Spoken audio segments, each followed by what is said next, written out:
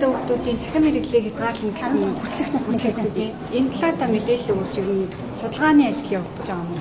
Тэгээ ер нь одоо манай яамнаас судалгааны ажил явагдаж байгаа.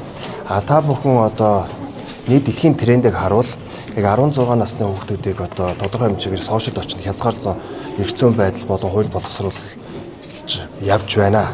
Нийтдээ одоо 20 улс орн болоод тодорхой хэмжээний хууль боловсруулаад явж байна. За хамгийн сүүлийн статистикийг харахад бол Испани улс болон Франц улс бол хязгаар тавьсан байна. За бидний сайн мэддэг одоо Солонгос улсчны өмнө дээрс хууль өргөн барьцсан. Тэгээд хилцэж байгаа юм байна.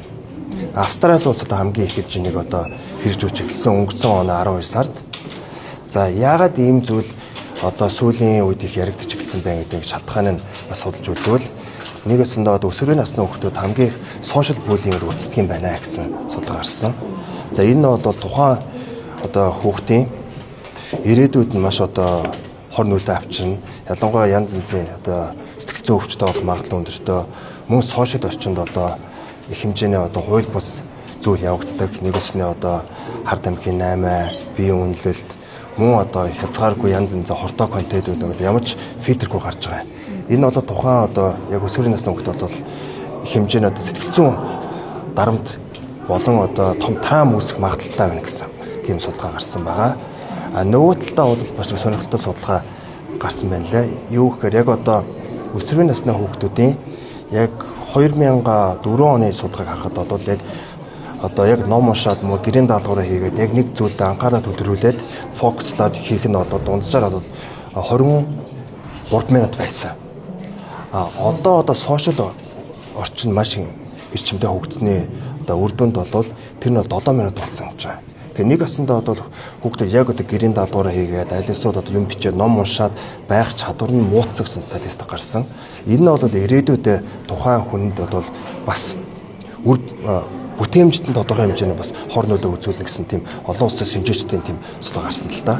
За Монгол улсын статистикийг харах бол нэг ийм судалгаа байгаа. Өнгөрсөн 25 онд Нэгдсэн үндэсний байгууллага хүүхдийн сангаас тодорхой хэмжээний судалгаа хийсэн байна лээ. Тэгэхэд бол хүүхдүүдийн дунд бол ямар нэгэн байдлаар дээрлэгт өртдөг байдал нь бол 30% байсан. Цахим дээрлэгт өртдөг нэгэсний сошиал буллинг нь бол 51% гарсан тийм статистик гарсан судалгаа. Энэ одоо үүнтэй холбоотой нэг зүйл хэлээ. Энэ бол одоо урагш татсан улам л ихсэн. Зогсоох одоо зүйл байхгүй гай. Тэгэхээр бид нар ч гэсэн бас тодорхой хэмжээний бас хязгаарлалт хийх нь зөв үү, буруу үү гэдэг дээр судалгаа хийж байгаа. Мөн олон улсын байгууллагатай бид нар хамтарч ажиллаад бас тэдний үгийг сонсно. Мөн бусад одоо иргэний байгууллага, иргэдийн багш нар, сургууль хүмүүжлэгч, мөн одоо насны хүрээний хүүхдүүд бас хилцүүл хийх нь зүйтэй харж байна л да. Цахим орчин фэйсбүүкийг хязгаарлах гэсэн. Ер нь Монгол улсын нийт цахим орчны баг 90-с дээш хүн фэйсбүүк байдаг.